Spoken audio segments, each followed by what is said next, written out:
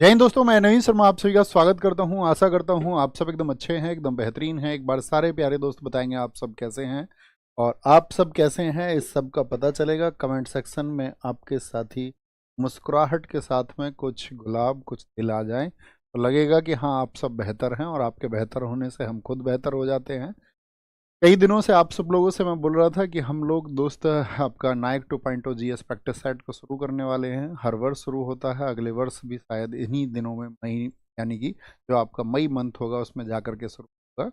इसमें साथी आप लोग को मैं एक वीडियो बना करके, जिन साथियों को नहीं पता हो, इसकी स्ट्रेटजी की वीडियो मैं बना चुका था कि कैसे हम इसमें क्लासेस को करेंगे। तो जिन साथियों को कोई भी डाउट हो आप उस वीडियो को देख लेना, आपसे 3-4 दिन पहले चैनल पर वीडियो है। और उसके बाद में मैं उम्मीद करूँगा आप सारे साथियों तक वो जो छोटा सा मैसेज है, ज़्यादातर बातें होती हैं तो उसके बारे में मैं आपको बता दूं कि एक तो पहली चीज़ तो आप सब लोगों का डाउट ये होगा कि भैया नोट्स को लेकर के, तो नोट्स कैसे बनाएंगे ज़रा बताएं फटाफट से। मैंने कहा नोट्स आपको बनाने हैं, और क्या भैया नोट्स का हमको पीडीएफ नहीं मिलेगा? पीडीएफ आपको मिल जाएगा, और पीडीएफ आपको मिलेगा टेलीग्राम चैनल पर। किस पर मिलेगा?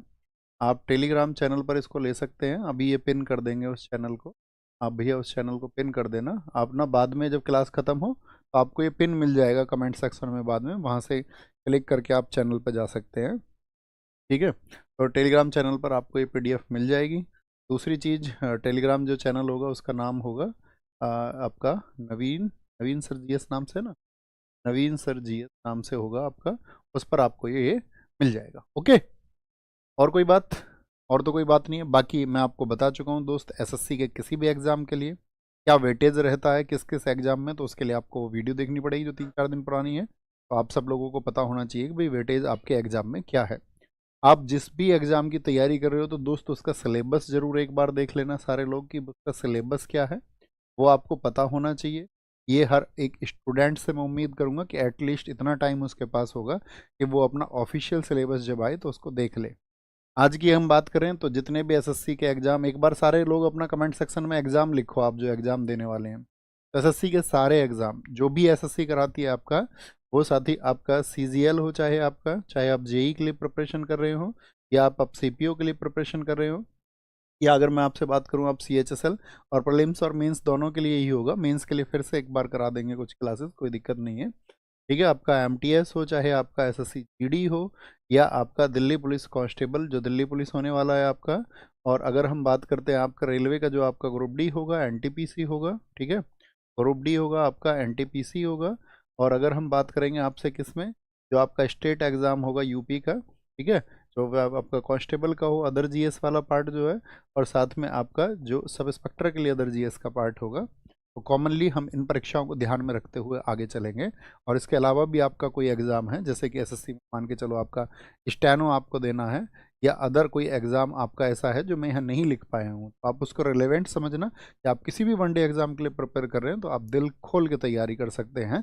लेकिन एक आपसे मैं साथी यहाँ पर वही हमेशा अपनी हर एक सीरीज से पहले जो प्रॉमिस मैं आपसे चाहता हूँ, वो प्रॉमिस आप लिख देंगे कि भैया जब आप नेक्स्ट क्लास में आएंगे, नेक्स्ट क्लास में आप आएंगे तो आपका पिछली क्लास का कम से कम 90% याद होना चाहिए। कि भैया आप हमसे कुछ भी पूछ लेना, हम आपको हमेशा बताएंगे।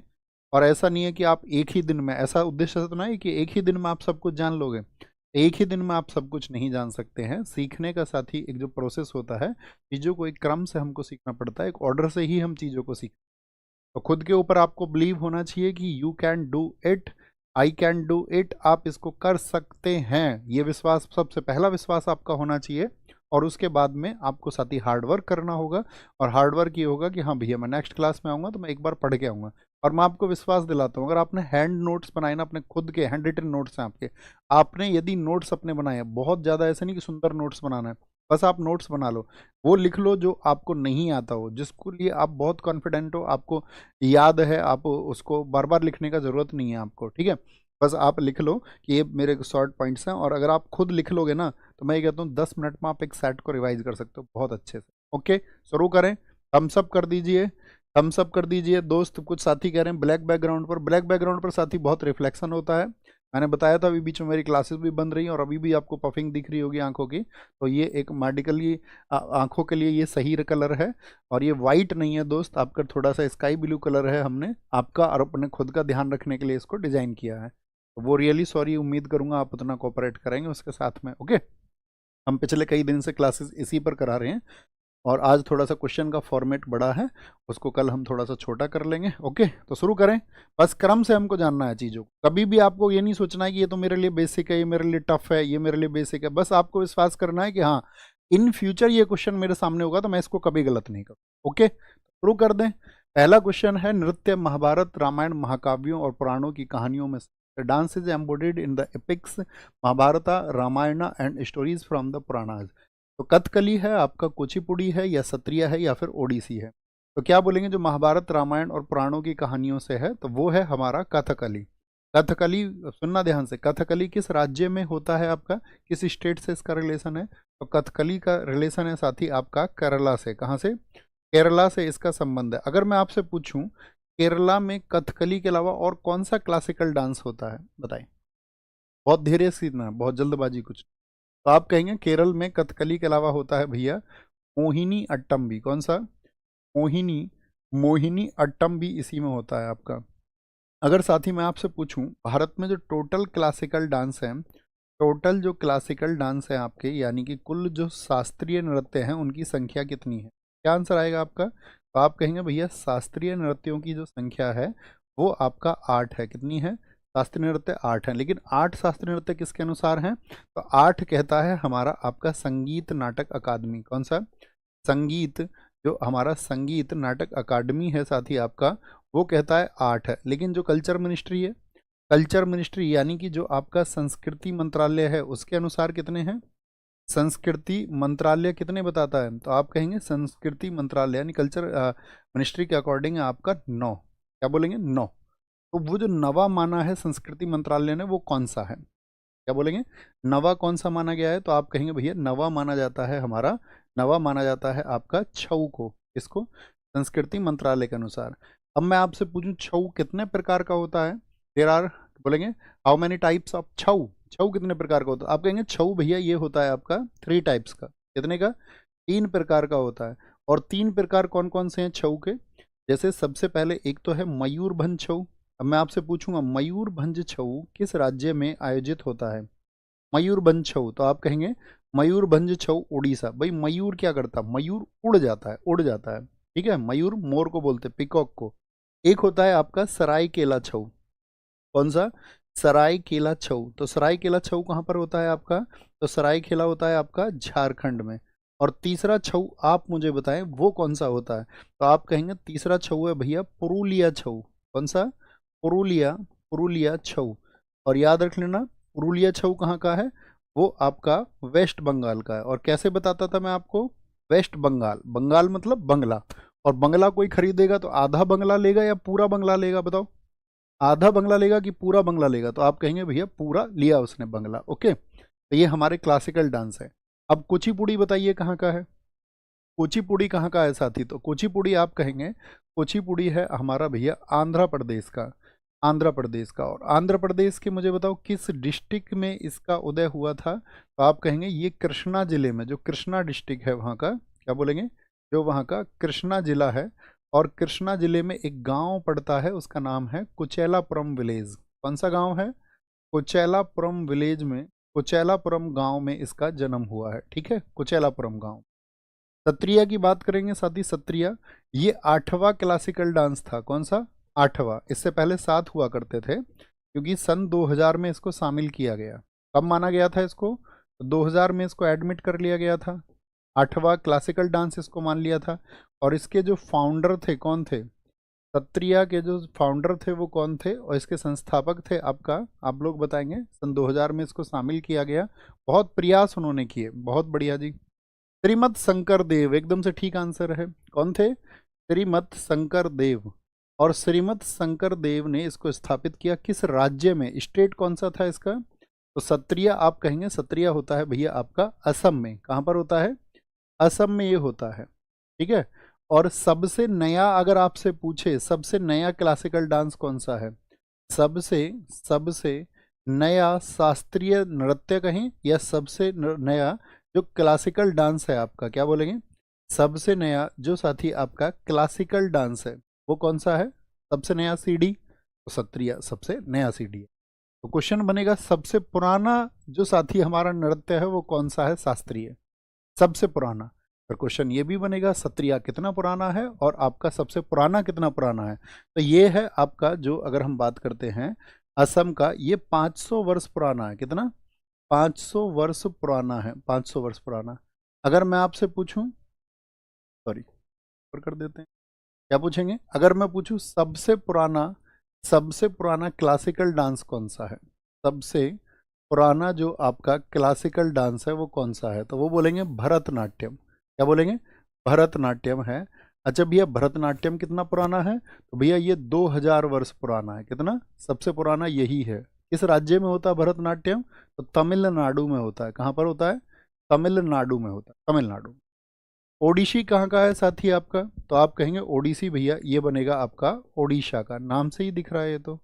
ऐसा ही एक और शास्त्रीय नृत्य है जो उसी राज्य के नाम पर है, वो कौन सा है? उसी राज्य के नाम पर है, तो आप कहेंगे भैया वो मणिपुरी है, मणिपुरी है। तो कितने हो गए यहाँ पर? 2, 3, 5, एक भरतनाट्यम हो गया, एक आपका हो गया छठा, कौन सा? छठा हो गया मणिपुरी। कौन सा हो गया? मणिपुरी। अब एक बचा, वो कौन कौन सा बचा? एक बचा सातवां, उसका नाम हम लिख लेते हैं कथक। कथक बताओ भारत के किस हिस्से में होता है? तो कथक होता है साथी आपका भारत के हिस्से, या हम कहें नॉर्थ इंडिया में, या हम कहें आपका यूपी और राजस्थान में होता है। यूपी और राजस्थान में होता है, बहुत इंपॉर्टेंट है। यूपी और राजस्थान में होता है। और कभी भी पूछे जैसे कि आपका मुगल, अगर मैं आपसे पूछूं जो मुगल थे भारत के, वो उत्तर भारत में ज़्यादा एक्टिव थे कि साउथ इंडिया में ज़्यादा एक्टिव थे? तो आप कहेंगे भैया वो नॉर्थ इंडिया में ज़्यादा एक्टिव थे। तो किस डांस को मुगलों ने सहायता दी थी? तो वो कथक है, ठीक है, जो कि यूपी में बहुत होता है, यूपी में। कितने हो गए आपका टोटल? अभी बताएं कौन सा क्लासिकल डांस हमने नहीं लिखा है, 8वां। तो कितना हो गया हमारा? 8 से ज़्यादा हो गया क्या? 3 और 2 5 और 1 6, हाँ 8 हो तो गए, पूरा पूरा हो गया 8, ठीक है। क्या बोलेंगे भैया? पूरे 8 हो गए हैं। 7th एंड 8th इनको हम कहेंगे, 7th एंड 8th इनको हम कहेंगे। अब हम आपसे कुछ क्वेश्चन पूछेंगे, ठीक है। कुछ क्वेश्चन आप हमको बताना, जैसे कि हम पूछेंगे, अभी क्वेश्चन किससे था हमारा? हमारा क्वेश्चन था आपका कथकली से। कथकली के बारे में कुछ इनपुट्स मुझे बताइए आप, कथकली के बारे में आप क्या जानते हैं? कथकली के बारे में देखो, जानने योग्य बात क्या है, एक तो पूछा जाएगा इसमें जो आपका नायक होता है उसको क्या बोलते हैं, जो हीरो होता है इसमें, कौन? जो इसमें हीरो होता है कथकली डांस में, इसमें एक होता है आपका, क्या बोलते हैं उसको, जो खलनायक होता है, नायक नहीं खलनायक हूँ मैं, खलनायक। क्या बोलेंगे? जो इसमें विलेन होता है, क्या बोलेंगे? जो इसमें विलेन होता है। कभी आप देखोगे ना कथकली, तो आप देखोगे उसमें एक हीरो दिखा देंगे, जैसे कि आपका भीम को हीरो दिखा देंगे, या दुशासन को आपको मान के चलो उसमें विलेन दिखा देगा, दुशासन को वो उसमें मारेगा पीटेगा, ये सब करेंगे। ओके, बोलेंगे अभी फटाफट से। तो क्या बोलेंगे? कथकली, कथकली में जो नायक होता है उसको क्या बोलते हैं? तो नायक को क्या बोल देंगे भैया? बोलेंगे अभी फटाफट से। नायक को बोला जाता है पाचा, और जो खलनायक होता है उसको बोलते हैं काथी, या काठी भी उसको बोला जाता है। क्या? काथी भी उसको बोला जाता है। ओके। अब यहाँ पे पूछेंगे जो आपका कथकली होता है इसमें कितनी साथी मुद्रा होती हैं? मुद्रा का मतलब कितने स्टेप्स होते हैं? तो इसमें स्टेप्स होते हैं आपका 24। क्या बोलेंगे? कितने स्टेप्स इसमें होते हैं? तो 24 स्टेप्स इसमें होते हैं। अगर मैं पूछूं इसमें जो मेकअप होता है वो कितनी तरह का होता है? श्रृंगार, अर्थात इसमें जो मेकअप होता है वो कितने प्रकार का होता है? तो मेकअप इसमें होता है 5 प्रकार का। कितने का? 5 प्रकार का इसमें मेकअप होता है। अगर आपसे कभी भी पूछे इसमें जो भाषा होती है, भाषा होती है, लैंग्वेज होती है, वो कौन सी यूज होती है? तो इसमें जो लैंग्वेज होती है उसका नाम है मणि प्रबलम। कौन सी है? मणि प्रबलम है। और मणि प्रबलम भाषा मुझे बताएं कौन सी 2 लैंग्वेज से मिलकर के मणि प्रबलम बनती है? तो मणि प्रबलम बनती है भैया एक तो मलयालम से, किससे मिलके बनती है? एक तो मलयालम से मिलके बनती है, और एक बनती है आपका संस्कृत से। किससे? संस्कृत और मलयालम से। अब मेरा क्वेश्चन आपसे ये रहेगा, मुझे बताओ मलयालम किस स्टेट में बोली जाती है? भारत की अगर साथी हम भाषाओं की बात करें, कुछ भाषा मैं आपसे पूछूं, तो मलयालम बताओ किस स्टेट में बोली जाती है? कुछ लैंग्वेज बड़ी पूछी जाती है, जैसे मलयालम आपसे पूछ लेगा तो क्या बोलेंगे? मलयालम कहाँ की है? तो मलयालम भैया केरला में बोली जाती है। अच्छा, अब हम आपसे पूछेंगे कोक बोरोक कहाँ पर बोली जाती है? बताओ कोक बोरोक कोक बोरोक ये कहाँ की लैंग्वेज है? तो कोक बोरोक कहाँ पर बोली जाती है? या जैसे हम आपसे पूछ लें कोंकणी कहाँ पर बोली जाती है? कोंकणी बताओ जी। कोंकणी, ये 3 आपको बतानी है। बहुत बढ़िया जी, त्रिपुरा और आपका गोवा, बहुत शानदार, जबरदस्त, त्रिपुरा और गोवा। दोस्त हम क्लास में हम सिर्फ बातें नहीं बनाएंगे, क्लास में हम सिर्फ कंटेंट की बात करेंगे और आपका फोकस कंटेंट पे होना चाहिए। आप खुद से प्रॉमिस करना आप अतिरिक्त बातों में कभी नहीं उलझोगे, कभी भी, ठीक है भैया। इन्हें छोटे छोटे क्वेश्चन भी मत पूछो, आपको छोटे लगेंगे। देखो जो आपको आता है उस पर कभी भी ये नहीं सोचना है कि मुझको आता है, आपने कभी ना कभी उसको सीखा होगा, और कभी अगर आप रूटीन में नहीं लेके आओगे ना उसको, तो आपके लिए वही टफ हो जाएगा, एक टाइम पे भूल जाओगे उसको। इसीलिए उसको रिपीटेशन में हमेशा लेके आना। हम एकदम चलेंगे basic to advance, basic to advance पहुंचना है हमको, एक ही सेट से नहीं पहुंच सकते। संयुक्त राष्ट्र का हेडक्वार्टर कहाँ पर है? वॉशिंगटन डीसी में है, जेनेवा में है, न्यूयॉर्क सिटी में, या फिर लंदन में है? तो कहाँ पर है भैया? आपका न्यूयॉर्क में है, न्यूयॉर्क में। अब मुझे आप बताओ, यूएन का नाम पहले क्या हुआ करता था? यूएन की पूर्ववर्ती संस्था कौन सी थी? यानी पहले क्या बना था, हम सबको पता होना चाहिए। फर्स्ट वर्ल्ड वॉर कब से कब तक हुआ? फर्स्ट वर्ल्ड वॉर आप कहेंगे भैया 1914 से 1918 तक हुआ था। इसके बाद में कि दुनिया में फिर से वर्ल्ड वॉर ना हो, तो एक संस्था बनाई गई जिसका नाम था LON। क्या नाम था? LON, अर्थात लीग ऑफ नेशंस।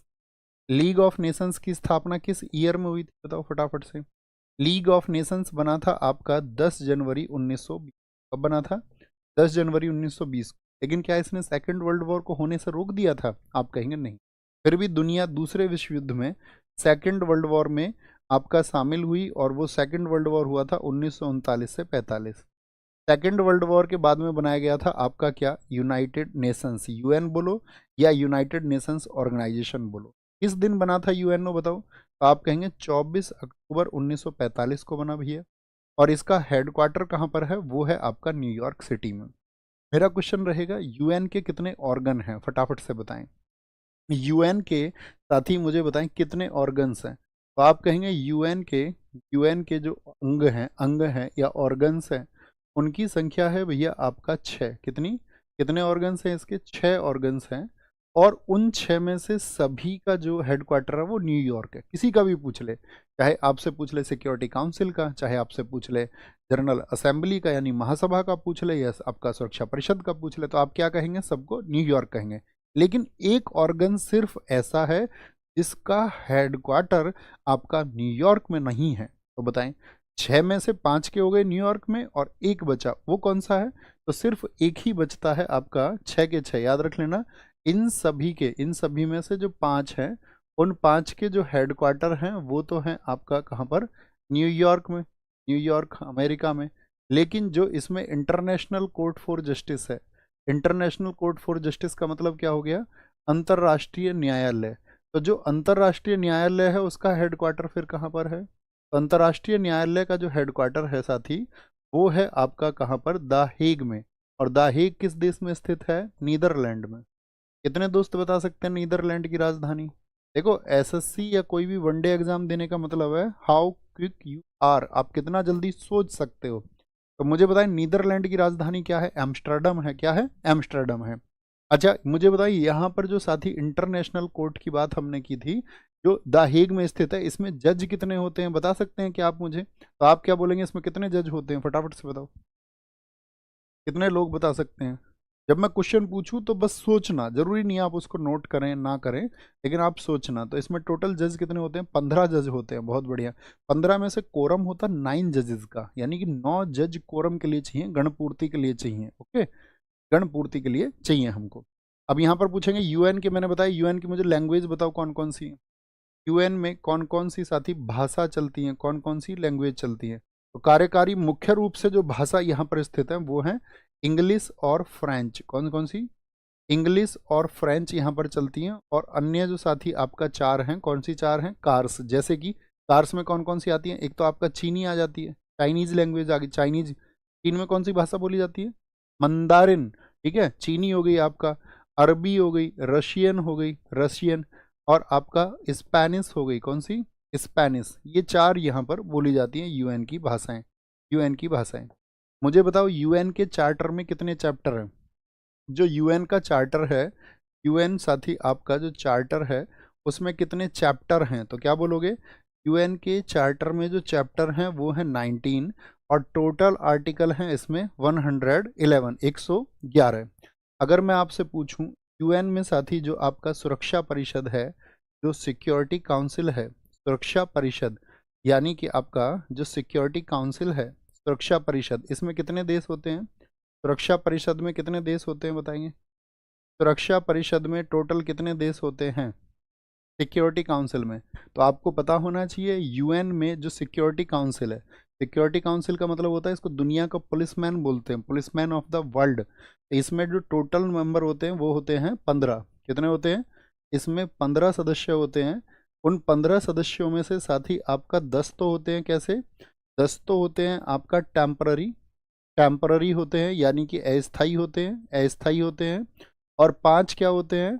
5 होते हैं आपका, 5 स्थायी होते हैं। स्थायी का मतलब परमानेंट होते हैं। अब 5 स्थायी कौन कौन से हैं बता सकते हैं क्या? तो लिखिए जिनको नहीं पता है। तो 5 स्थायी हैं ABCFR, ABCFR, America, Britain, China, France और आपका कौन सा? अमेरिका, ब्रिटेन, चाइना, फ्रांस और रूस हैं। ठीक है, तो कौन कौन से हैं? अमेरिका, लिख सकते हैं आप इसको, अमेरिका यानी कि यूएस से लिख लीजिए आप, यूएस से, ठीक है, अमेरिका, ब्रिटेन, आपका चाइना, फ्रांस और रूस। भारत क्या स्थायी सदस्य है? आप कहेंगे नहीं भैया भारत नहीं है, तो भारत आता है किसमें? अस्थायी में। अब मेरा क्वेश्चन क्या रहेगा सुनिए जरा, अस्थायी देश जो चुना जाता है वो कितने दिन के लिए चुना जाता है बताएं जरा। अगर हम बात करें आपसे, जो सुरक्षा परिषद है उसमें अस्थायी, जो सुरक्षा परिषद में अस्थायी सदस्य कितने दिन के लिए चुना जाता है? ठीक है, अस्थायी कितने दिन के लिए चुना जाता है? तो अस्थायी जो सदस्य होता है साथी, जो आपका क्या बोलेंगे टेम्पररी मेंबर है, वो 2 वर्ष के लिए चुना जाता है, 2 वर्ष के लिए। अच्छा, भारत कितनी बार चुना गया है इसमें? 2 वर्ष के लिए चुना जाएगा वो, ठीक है, चुना जाता है। अगर हम बात करें आपसे भारत कितनी बार चुना गया है, तो अपना प्यारा देश इंडिया जो है इसके लिए क्या बोलेंगे 8 बार चुना जा चुका है, 8 बार। अगर सबसे ज़्यादा बार कौन चुना गया है बताएं? सबसे ज़्यादा बार जापान, कितनी बार चुना जा चुका है? तो आप कहेंगे जापान इसके लिए 12 बार चुना जा चुका है, पहले 11 बार था और पिछले सेशन के लिए 2023 से लेकर के 24 यानी 2 साल के लिए चुना गया था। अब हमारा क्वेश्चन क्या रहेगा, एक वर्ष में कितने ऐसे देश हैं जो अस्थायी चुने जाते हैं? तो याद रख लेना, कुल अस्थायी होते तो 10 हैं, लेकिन क्या बोलेंगे आपका ऐसे बोलेंगे। अगर मैं पूछूं कितने चुने जाते हैं, तो एक वर्ष में, एक वर्ष में 5 देश चुने जाते हैं। कितने देश चुने जाते हैं? 5 देश साथी आपका चुने जाते हैं, चुने जाते हैं। ठीक है, बहुत शॉर्ट में लिख लिया करो आप, एक वर्ष में। ठीक है, ये आपको पता होना चाहिए। अच्छा, इंडिया पहली बार कब चुना गया था, क्या आप बता सकते हैं? इंडिया 8 बार चुना गया। अगर हम आपसे पूछें भारत पहली बार कब चुना गया था, इंडिया पहली बार चुना गया था 1950 में। बहुत इंपॉर्टेंट क्वेश्चन बन सकता है। इंडिया पहली बार 1950 में चुना गया था। कब? 1950 में। ओके, ये हमारी बात थी। हमने आपको बताया यूएनओ की स्थापना हुई 24 अक्टूबर 1945 को। 24 अक्टूबर कौन सा डे हो गया? तो यूएन डे हो गया, यूएन डे। जब इसके लिए शुरुआत में हस्ताक्षर हुए थे तो कितने देशों ने साइन किए थे? तो आप कहेंगे इस पे भैया टोटल आपका, टोटल 51 कंट्रीज ने साइन किए थे। ठीक है, और टोटल 51 कंट्री ने जब इस पे साइन किए तो 51वां देश कौन सा था? 51वां देश कौन सा था? क्या बोलेंगे? इस पे साइन करने वाला जो 51वां देश था उसका नाम था साथी आपका पोलैंड। क्या नाम था? पोलैंड उसका नाम था, पोलैंड। और वर्तमान में यूएन में कितने सदस्य हैं बताओ? वर्तमान में यूएन में कितने सदस्य हैं? तो यूएन में जो मेंबर हैं उनकी संख्या है वर्तमान में 193। कितनी है? 193। क्योंकि आपको पता होना चाहिए जो 193वां सदस्य है उसका नाम है साउथ सूडान, यानी कि दक्षिणी सूडान है, दक्षिणी सूडान। एक बार थम्स अप करके बताएं भैया, आवाज़ और लिखा हुआ आप सबको क्लियर है ना? कोई दिक्कत नहीं है ना इस बात में? लिखा हुआ साफ दिख रहा है ना? ये बढ़िया है, इस पर साफ दिखता है एकदम से। वो एक्सपेरिमेंटल मोड पे था और हम उसमें कामयाब हुए। अल्फ्रेड नोबेल पुरस्कार की स्थापना करने वाले अल्फ्रेड नोबेल ने किस चीज़ का आविष्कार किया? किस चीज़ का आविष्कार किया बताएंगे? कंपास का, डायनामाइट का, पेनिसिलिन का, लाइट बल्ब का। तो भैया बल्ब छोड़ दीजिए एडिशन का, अलेक्जेंडर फ्लेमिंग का। पेनिसिलिन छोड़ दीजिए, इन्होंने आपका आविष्कार किया था किसका? डायनामाइट। डायनामाइट का। किसने? अल्फ्रेड नोबेल ने। कितने साथी बता सकते हैं अल्फ्रेड नोबेल किस देश के निवासी थे? अल्फ्रेड नोबेल की अगर हम बात करें आपसे तो क्या बोलेंगे? अल्फ्रेड नोबेल, जो नोबेल थे आपका, अल्फ्रेड बर्नार्ड नोबेल नाम था यूं तो इनका। जो नोबेल है इनका जन्म हुआ था आपका, जन्म हुआ था 1833 में। और अल्फ्रेड नोबेल की डेथ किस ईयर में हुई थी? तो डेथ हुई थी 1896 में। देश था इनका साथी स्वीडन। इनके मरने के बाद में इनकी साथी आप जानते हो विल, यानी कि इनकी वसीयत को पढ़ाया गया था। और वसीयत जब इनकी पढ़ी गई तो उसमें पता चला कि नोबेल पुरस्कार दिए जाएंगे। यानी नोबेल पुरस्कारों की कभी भी पूछे आपसे, जो नोबेल प्राइज हैं, नोबेल प्राइज है, उनकी घोषणा कब की गई थी? अनाउंसमेंट कब हुआ था? नोबेल नोबेल प्राइज के साथ ही जो आपका अनाउंसमेंट कब हुआ था? तो आप कहेंगे अनाउंसमेंट हुआ था 1900 में। लेकिन कभी भी पूछे पहली बार दिए कब गए, फर्स्ट टाइम, पहली बार साथी कब वो दिए गए थे? तो फर्स्ट टाइम पहली बार 1901 में दिए गए। कितने क्षेत्र में दिए जाते थे जब शुरू में इसको घोषित किया गया? तो शुरू में कितने में? तो 5 फील्ड्स उन्होंने बताए थे। कौन कौन से थे? याद रखना, शुरुआत में आपका 5 क्षेत्र थे शुरू में। यानी जब इनको स्टार्ट किया गया तो कितने फील्ड्स में दिया जाता था? शुरुआत में आपका 5 फील्ड्स में दिया जाता था। और वो 5 फील्ड कौन कौन सी हैं? 5 में पहली एक तो फिजिक्स हो गई, फिजिक्स यानी कि भौतिकी के लिए, भौतिकी के लिए। एक आपका केमिस्ट्री के लिए यानी कि आपका रसायन के लिए हो गई। और तीसरा आपका बायोलॉजी वाला फील्ड यानी कि मेडिसिन का फील्ड हो गया, मेडिसिन का यानी कि आपका किसका? चिकित्सा का क्षेत्र हो गया। और चौथा क्षेत्र कौन सा था इसमें? आपका एक था लिटरेचर। ठीक है, लिटरेचर बोले तो यानी कि आपका साहित्य के क्षेत्र में। किस क्षेत्र में? साहित्य के क्षेत्र में, साहित्य के क्षेत्र में। चिकित्सा के क्षेत्र में, चिकित्सा के क्षेत्र में। और पांचवा क्षेत्र कौन सा था वो आप बताएंगे। ठीक है, रसायन के क्षेत्र में, भौतिकी के क्षेत्र में, भौतिकी। और पांचवें क्षेत्र की बात करें तो पांचवा था आपका शांति का क्षेत्र, यानी कि पीस के फील्ड में दिया जाता था, दुनिया में जो शांति स्थापित करने का कार्य करेगा। अब बाद में क्या जोड़ा गया इसको? 1969 में, 1969 में इसमें छठे फील्ड के लिए दिए गए। छठा फील्ड कौन सा था? वो था इकोनॉमिक्स। इकोनॉमिक्स बोले तो आपका अर्थशास्त्र के लिए। किसके लिए? अर्थशास्त्र के लिए। तो क्या गणित इनमें है शामिल? कई बार क्वेश्चन पूछ लिया जाता है कि क्या नोबेल पुरस्कार किस क्षेत्र के लिए नहीं दिया जाता? जैसे गणित आ गया तो मुझे बताएं गणित का नोबेल किस अवार्ड को कहा जाता है? गणित का नोबेल किस अवार्ड को कहा जाता है? तो आपका आंसर होना चाहिए भैया वो मैथ के लिए दिया जाता है, उसका नाम है एबेल अवार्ड। क्या? एबेल अवार्ड उसको हम कहते हैं। अच्छा मुझसे पूछें तो या मैं ही पूछ लेता हूँ आपसे, आप क्या पूछेंगे? वास्तुकला का नोबेल किसको बोलते हैं? नोबेल ऑफ आर्किटेक्चर किसको कहा जाता है? नोबेल ऑफ आर्किटेक्चर किसको कहा जाता है? आप सब लोगों का आंसर आना चाहिए। Nobel of architecture. बहुत बढ़िया, अयांश ने सबसे पहले आंसर दिया है, पृथ्वीकर। बहुत शाबाश, बहुत शाबाश, बहुत सारे साथियों ने कहा। तो 5 क्षेत्र में ये दिया जाता है। अच्छा मुझे बता, इनको जो अनाउंस किया जाता है, जो इनकी साथी आपका घोषणा होती है वो किस मंथ में होती है? जो अनाउंसमेंट होती है वो होती है आपका अक्टूबर में। किस में? अक्टूबर में। और जब इनको साथी आपका दिया जाता है तो वो कौन सा मंथ होता है? तो वो होता है दिसंबर का 10th डे, यानी कि 10 दिसंबर को ये दे दिए जाते हैं। 10 दिसंबर को कहाँ पे दिए जाते हैं साथी आपका? 10 दिसंबर को ये, तो आप कहेंगे स्टॉकहोम में। और स्टॉकहोम किस देश में स्थित है? स्वीडन की कैपिटल है स्टॉकहोम। अच्छा जो घोषणा होती है वो कहाँ पर होती है? तो घोषणा होती है आपका ओस्लो में। कहाँ पर होती है? ओस्लो में। ठीक है, घोषणा होती है आपका ओस्लो में होती है। कहाँ पर? ओस्लो में होती है भैया। इकोनॉमिक्स का 1967 में जोड़ा गया। मधुर शर्मा कह रहे हैं, हाँ जी आपने एकदम ठीक लिखा है, वही हमने यहाँ पर कहा है। इकोनॉमिक्स के लिए पहली बार 1969 में दिया गया। देखो 1967 में इकोनॉमिक्स के लिए पहली बार अनाउंस किया, मतलब आपका उसको इस्टेब्लिश किया गया था। फिर 1968 में उसको अनाउंस कर दिया गया और आपका 1969 में पहली बार दिया गया था। जिसको दिया गया था इकोनॉमिक्स के लिए? रैगनर फ्रिश को। ठीक है, ये आपको पता होना चाहिए, वही हमने बताया। 10 दिसंबर को स्टॉकहोम में, और आपका घोषणा ओस्लो में होगी। लेकिन एक अवार्ड ऐसा है जो साथी स्टॉकहोम में ना दिया जा करके ओस्लो में दिया जाता है। उस अवार्ड का क्या नाम है? वो कौन सा अवार्ड है आपका? किस फील्ड का अवार्ड है? तो आप कहेंगे शांति का पुरस्कार है, शांति का। अच्छा जो शांति का नोबेल है वो कौन सी संसद के द्वारा दिया जाता है?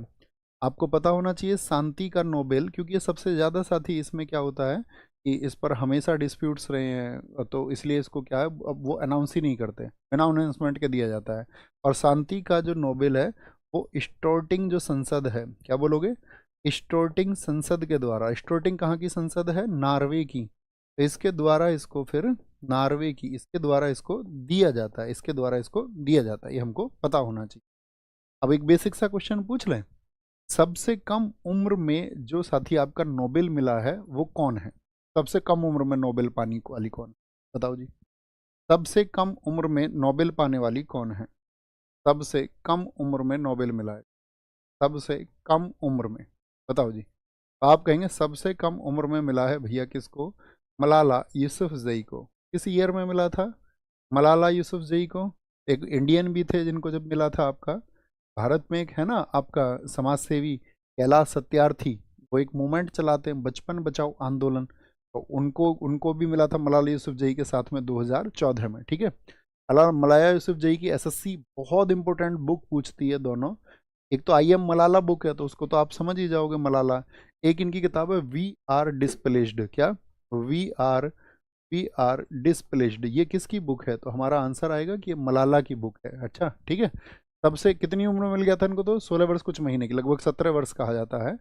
सबसे अधिक उम्र में, सबसे अधिक उम्र में किसको मिला है, सबसे ज़्यादा एज में, तो वो मिला है 97 की एज में, कौन व्यक्ति है वो जिनको 97 की एज में मिला है, 97 एज में किसको मिला है, तो उनका नाम है गुड इनफ, क्या, गुड इनफ है, गुड इनफ, गुड इनफ को मिला है। ओके नेक्स्ट, भारत में हवाई परिवहन निम्नलिखित में से किस वर्ष में शुरू किया गया था, हवाई परिवहन बताओ जी, हवाई परिवहन 1948 में शुरू किया गया, 1932 में शुरू किया गया, 1954 या 1911 में, तो भैया पहली बार 1911 में शुरू हुआ, और ये क्या थी, दरअसल में विश्व की पहली हवाई डाक सेवा थी, ये साथी आपका हवाई डाक सेवा थी, क्या बोलोगे, ये भैया एयर पोस्ट सर्विस थी, क्या थी एक, ये एक एयर पोस्ट सर्विस थी जो 1911 में हुई थी।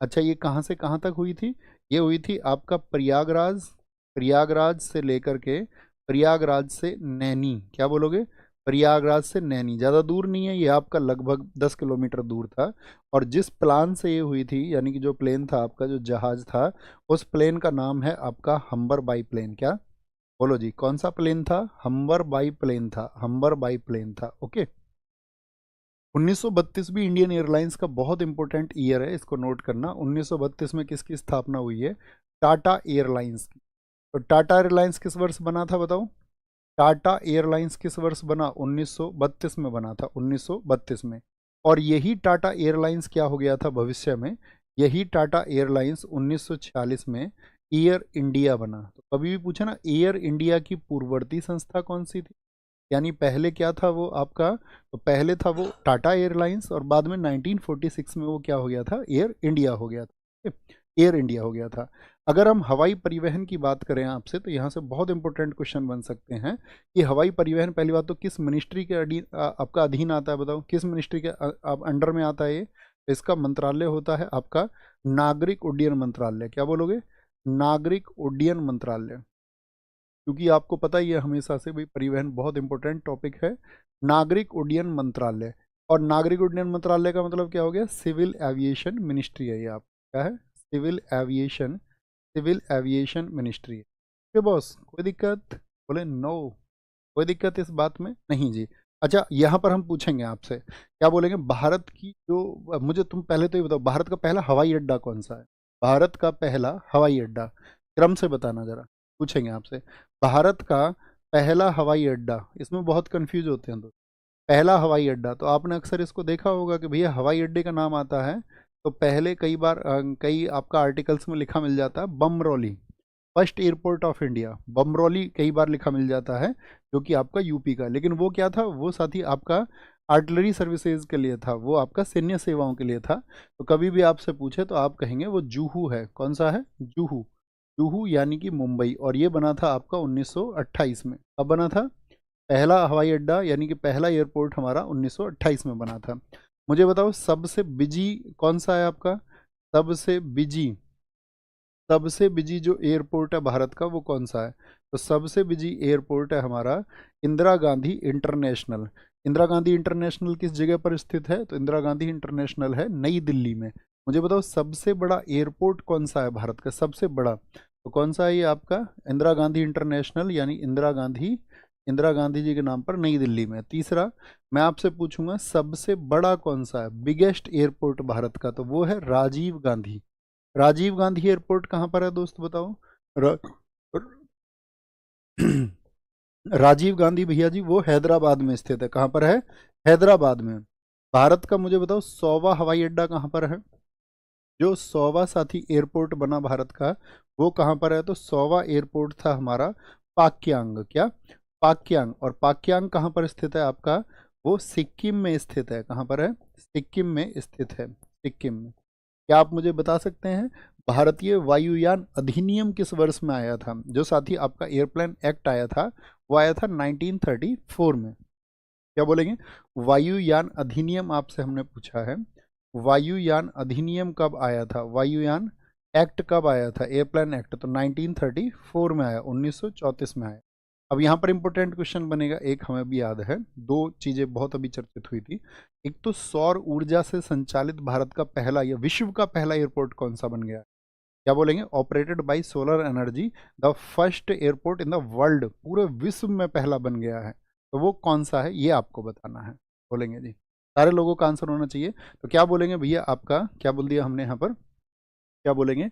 एक तो साथी हमने आप सॉरी एक तो हमने बोला आपसे कि यहाँ पर हमको बोलना है सौर ऊर्जा से संचालित, सौर ऊर्जा से संचालित, सौर ऊर्जा से संचालित, operated by solar energy, operated by solar energy, जो पहला पहला बना है ये आपका कहाँ पर? विश्व में, पूरी दुनिया में ये पहला बना है। तो वो है आपका कोचीन। क्या बोलोगे? कोचीन हवाई अड्डा है।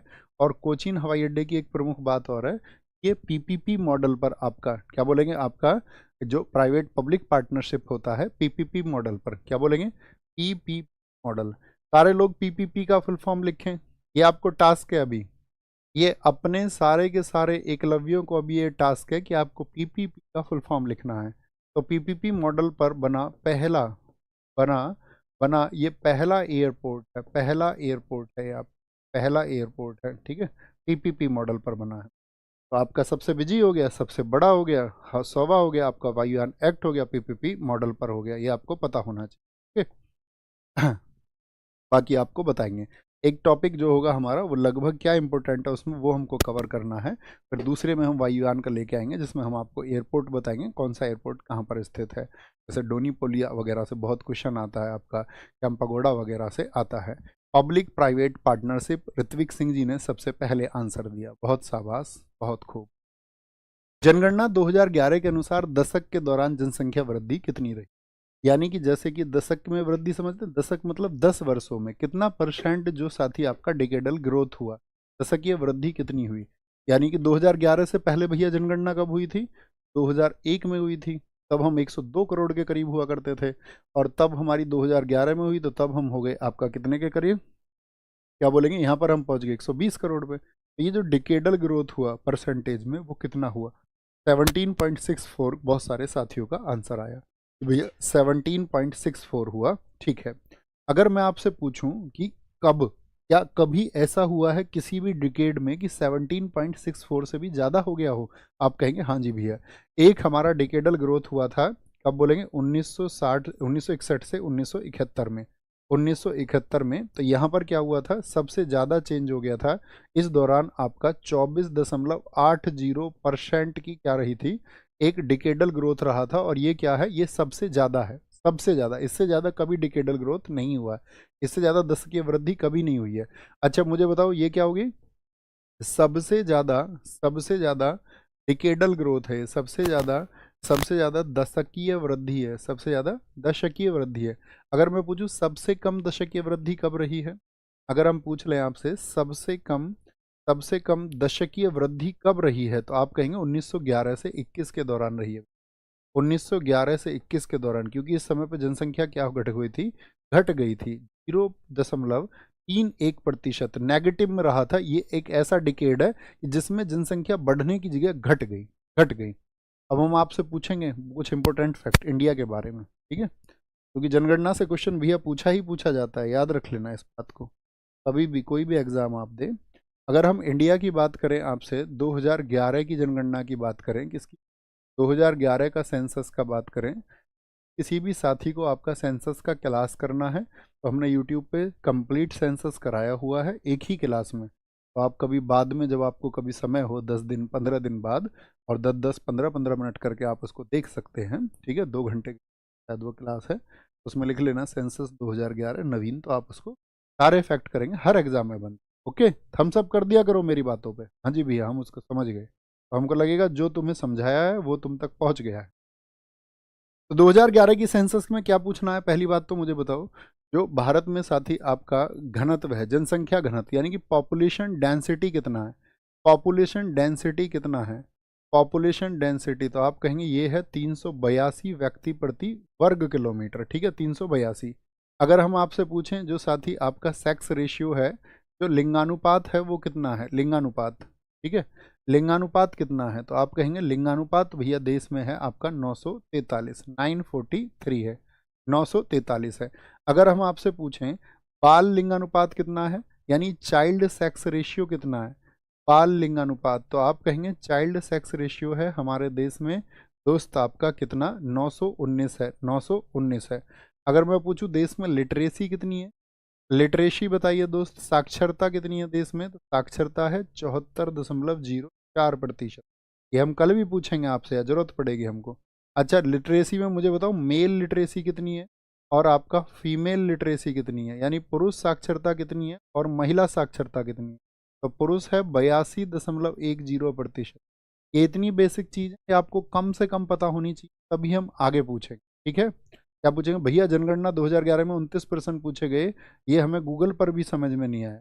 29% दोस्त, जैसे अभी आपने सबने सुना होगा कि इस बार जातिगत जनगणना होगी, सुना आपने, तो इस बार एक कॉलम जाति का भी होगा। तो 29% का मतलब है उसमें 29 कॉलम थे कि आप कहाँ पर निवास करते हैं, आपकी आयु क्या है, ठीक है, और आपका अन्य व्यवसाय क्या है। तो इस तरह के उसमें 29% पूछे गए थे, इसका मतलब ये है मेरे दोस्त। ओके, तो 82.10%। फीमेल की अगर हम बात करें तो फीमेल की 65.46% है। मुझे बताओ साथी 2011 में जो साथी कमिश्नर थे, यानी कि जनगणना आयुक्त थे, उनका क्या नाम था, जनगणना आयुक्त कौन थे, जो सेंसस कमिश्नर थे इस समय पर वो कौन थे, तो उनका नाम था सी चंद्रमौली। क्या नाम था, सी चंद्रमौली उनका नाम था, सी चंद्रमौली। अगर आपसे पूछे 2011 जनगणना के जो साथी आपका डेटा था वो कब आपका, जनगणना का जो साथी आपका डेटा था उसकी रिपोर्ट कब आई थी, जनगणना के डेटा की रिपोर्ट कब आई थी आपका, तो ये बहुत इंपॉर्टेंट डेट है, 31 मार्च 2011 को आई थी, 31 मार्च 2011 को। तो क्या बताया था इस डेटा में, सबसे ज़्यादा पॉपुलेशन किस राज्य में है, सबसे ज़्यादा पॉपुलेशन, सबसे ज़्यादा जनसंख्या प्यारे दोस्त किस राज्य में है, तो आप कहेंगे सबसे ज़्यादा जनसंख्या भैया यूपी में है। और सबसे कम जनसंख्या पूछे, सबसे कम पॉपुलेशन, जहाँ पे सबसे कम लोग हैं तो वो है भैया आपका सिक्किम में। कहाँ पर है, वो सिक्किम में है, ये आपको पता होना चाहिए, ठीक है? सिक्किम में स्थित है।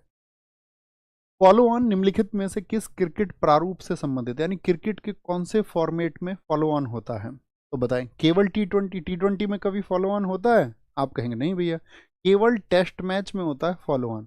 तो फॉलो ऑन का मतलब क्या होता है, जैसे पहली टीम खेली, उसने कुछ रन बना दिए, पर दूसरी टीम आई खेलने, ठीक है, उसने कुछ रन बनाए, पहली टीम की पहली पारी और दूसरी टीम की पहली पारी के बीच में जो आपका विपक्षी टीम के बीच में जो अंतर है वो कितने रन का होना चाहिए, अगर उन दोनों के स्कोर में 200 रन का अंतर है उसको फॉलो ऑन बोलते हैं। तो फॉलो ऑन के लिए आपको एक शब्द याद रखना, कितने का, 200 रनों का अंतर, 200 रनों का जो अंतर होता है उसको हम बोलते हैं फॉलो ऑन। क्या बोलेंगे उसको, फॉलो ऑन कह देते हैं, बाकी किसी में फॉलो ऑन होता ही नहीं है। अच्छा, जैसे एक दिवसीय मैच लिखा हुआ है यहाँ पे, एक दिवसीय मैच कितने ओवर का होता है भैया, तो ये 50 ओवर का होता है, कितने का होता है, 50 ओवर का होता है। T20 की बात करें कितने का होता है, ये भैया 20 ओवर का होता है, 20 ओवर का।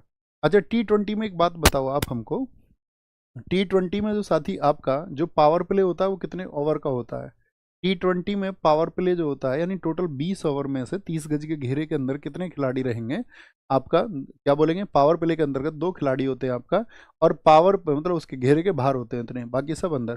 तो पावर प्ले में कितने तक होता है, 6 ओवर का होता है, कितने का, 6 ओवर तक होता है पावर प्ले, बहुत बढ़िया। अब इसमें बताओ एक जो बॉलर है, एक बॉलर वो कितने ओवर फेंक सकता है, एक बॉलर T20 में, तो एक बॉलर जो है T20 में वो 4 ओवर फेंक सकता है, 4 ओवर मैक्सिमम, इससे ज़्यादा नहीं, कम चाहे जो भी हो। वहीं पर अगर हम यहाँ पर बात करें ओडीआई की, वनडे इंटरनेशनल, ओडीआई के मामले में क्या होगा, जो पावर प्ले होता है वो शुरुआती कितने ओवर का होता है ये बताओ, उसमें तो लास्ट में भी होता है और शुरुआत में होता है, इसलिए इसके पावर प्ले क्वेश्चन बनता नहीं है। यहाँ पर एक क्वेश्चन बन सकता है आपसे कि आपका ओडीआई में एक बॉलर मैक्सिमम, एक बॉलर जो होता है वो मैक्सिमम कितने ओवर फेंक सकता है, तो आप कहेंगे इसमें वो मैक्सिमम भैया 10 ओवर फेंक सकता है। कितना?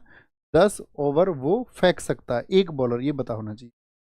अच्छा, अगर हम बात करें यहाँ पर एक बहुत अच्छा फॉर्मेट होता है डीएलएस फॉर्मेट, क्रिकेट में इन सभी फॉर्मेट में होता है डीएलएस मेथड। तो डीएलएस बताओ कौन से फॉर्मेट में नहीं होता है, इसको बोलते हैं डकवर्थ लुईस मेथड। कौन सा होता है?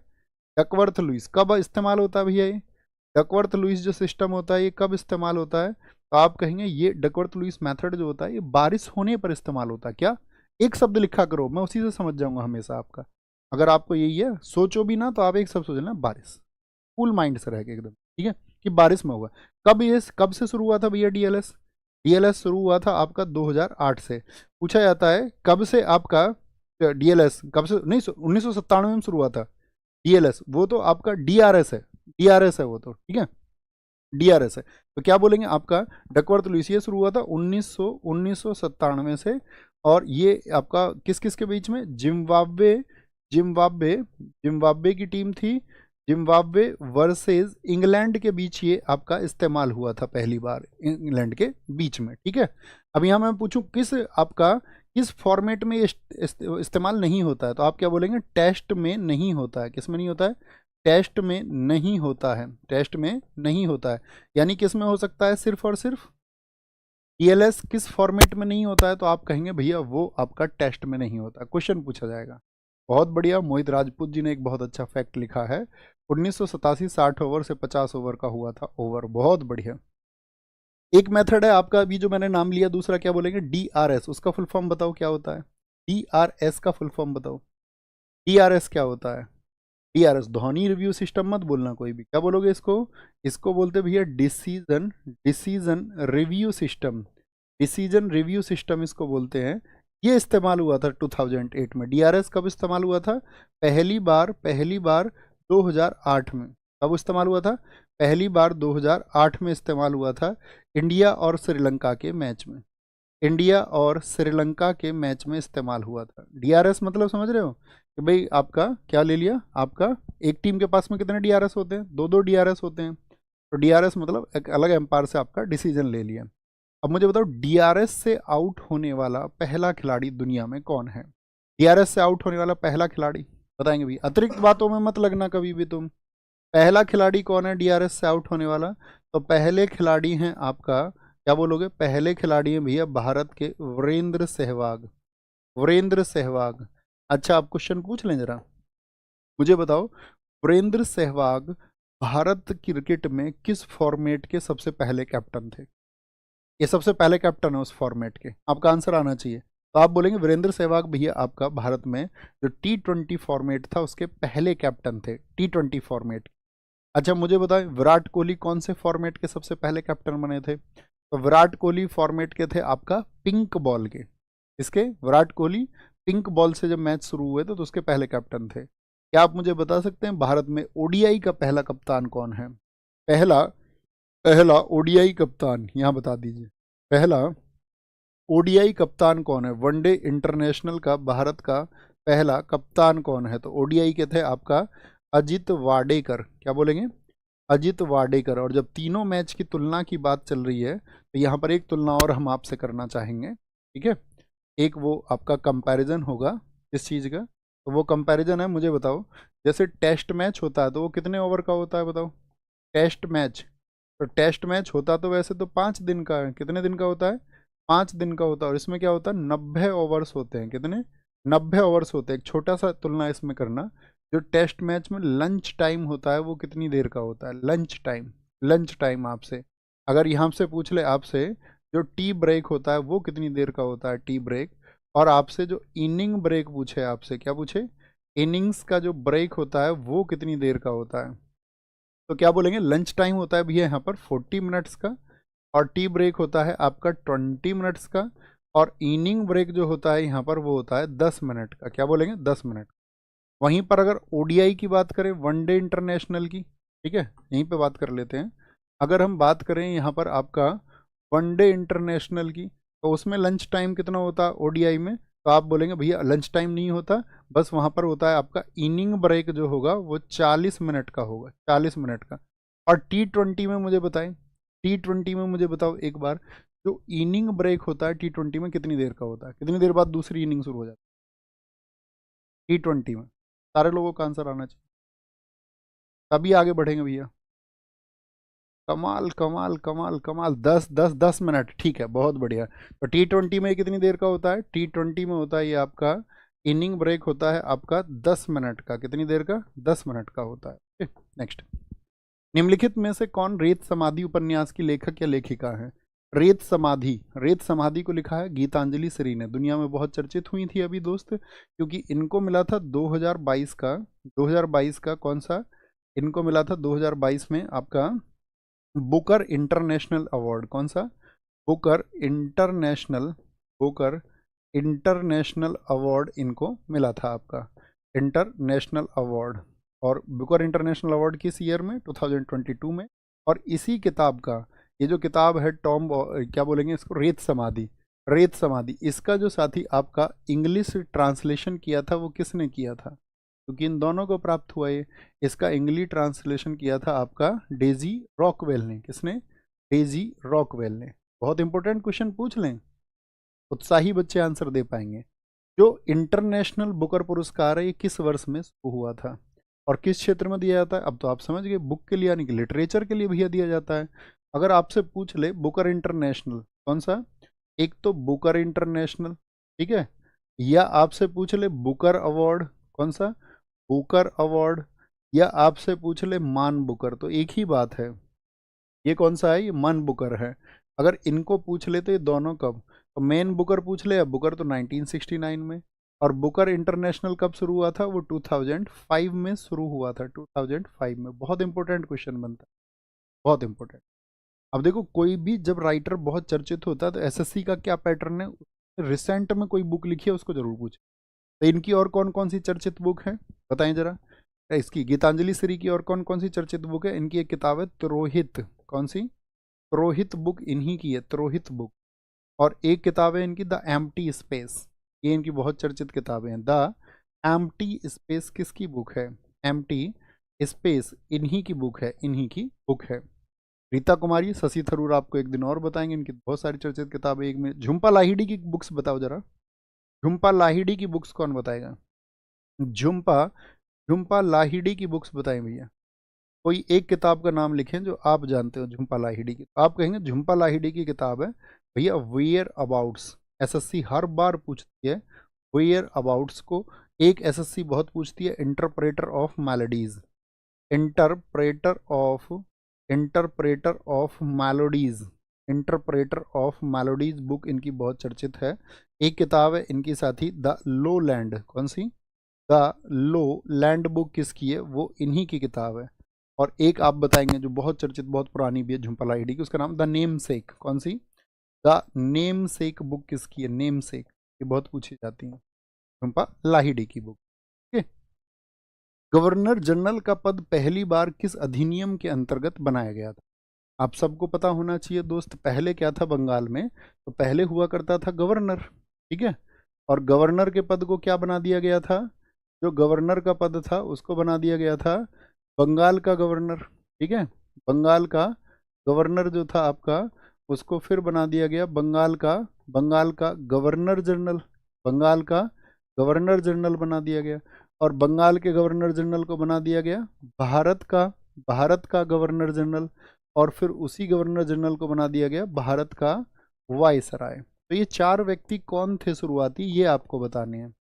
तो बंगाल का जो पहला गवर्नर जनरल बना था, बंगाल का गवर्नर होता था आपका पहला, तो कौन बना था आपका यहाँ पर? तो उसकी बात हम अभी नहीं कर रहे हैं, क्लाइव की बात नहीं कर रहे हैं हम क्लाइव के बाद की बात कर रहे हैं, ठीक है, ये लिख लो। बंगाल का पहला गवर्नर भी कौन बना था? तो गवर्नर बना था आपका क्लाइव। कौन था? गवर्नर क्लाइव बना था। गवर्नर जनरल की दोस्त बात करें तो वो बना था हेस्टिंग्स। कौन बना था बताएं जरा? बंगाल का पहला गवर्नर जनरल बना था आपका हेस्टिंग्स। मुझे बताओ हेस्टिंग्स किस एक्ट से बना था? हेस्टिंग्स किस एक्ट से बना था? और भारत का अगर गवर्नर जनरल की बात करें तो वो बना था आपका कौन? बेंटिक बना था, बेंटिक, बेंटिक बना था। और भारत के वायसराय की बात करें साथी तो कैनिंग बना था। तो इसको बोलते हैं हम क्लाइव है, क्या बोलेंगे इसको? विलियम, ये क्लाइव था, विलियम है, क्या बोलेंगे? बेंटिक, और फिर आपका कैनिंग है। बेंटिक बेंटिक बेंटिक बेंटिक, बहुत बढ़िया जी। अब देखो इंपॉर्टेंट क्वेश्चन क्या बनेगा, किस किस एक्ट से बने? तो ये जो बना था हेस्टिंग्स, ये बना था आपका 1773 के रेगुलेटिंग एक्ट। अगर मैं आपसे पूछूं बेंटिक किससे बना था, तो बेंटिक बना था 1833 एक्ट से, 1833 के एक्ट से। अगर कैनिंग पूछे कभी भी तो आप लिखना 1858 एक्ट से, 1858 के एक्ट से। अच्छा दोस्त, अगर हम आपसे पूछें 1773 के एक्ट में और क्या इंपॉर्टेंट हुआ था, तो आप कहेंगे 1773 के एक्ट में भी है सबसे इंपॉर्टेंट पहली बात तो ये है कि भारत में आपका न्यायपालिका की स्थापना हुई थी, और कलकत्ता में आपका सुप्रीम कोर्ट बना था। किस वर्ष में? कलकत्ता में जो सुप्रीम कोर्ट बना था 1774 में। इसमें जो मुख्य न्यायाधीश थे मुझे बताएं, कलकत्ता के सुप्रीम कोर्ट में जो चीफ जस्टिस थे वो कौन थे? चीफ जस्टिस थे इसमें एलिजाह इम्पे। क्या बोलोगे? एलिजाह इम्पे थे। और एलिजाह इम्पे के साथ में साथी आपका 3 जो अदर जस्टिस थे, यानी 3 जो अदर जज थे, उनके क्या नाम थे? 3 अन्य न्यायाधीशों के उनके नाम थे आपका लैम्बर्स, लैम्बर्स, क्या बोले? लैम्बर्स नहीं था, सॉरी लैम्बर्स नहीं था, क्या नाम था उसका? नाम था चैम्बर्स, चैम्बर्स था, लिमेस्टर था और हाइड था। चैम्बर्स, चैम्बर्स, लिमेस्टर, लिमेस्टर, लिमेस्टर, और आपका लिमेस्टर के साथ में आपका तीसरा व्यक्ति था हाइड, हाइड। अब हम आपसे पूछेंगे 1773 का जो रेगुलेटिंग एक्ट है ये कब पेश हुआ था? पेश प्रेजेंट कब हुआ था? तो ये पेश हुआ था आपका 18 मई 1773 को, 18 मई 1773 को। इसीलिए इसको नार्थ एक्ट कहा गया क्योंकि इसको फ्रेडरिक नार्थ ने पेश किया। बहुत इंपॉर्टेंट क्वेश्चन बार बार पूछा जाता है। फ्रेडरिक नार्थ ने क्या किया था? इसको पेश किया था, इसको पेश किया था, ठीक है। अच्छा, अब यहाँ पर हम कुछ क्वेश्चन पूछें आपसे, एक अच्छा इंपॉर्टेंट सा क्वेश्चन, ध्यान से सुनना।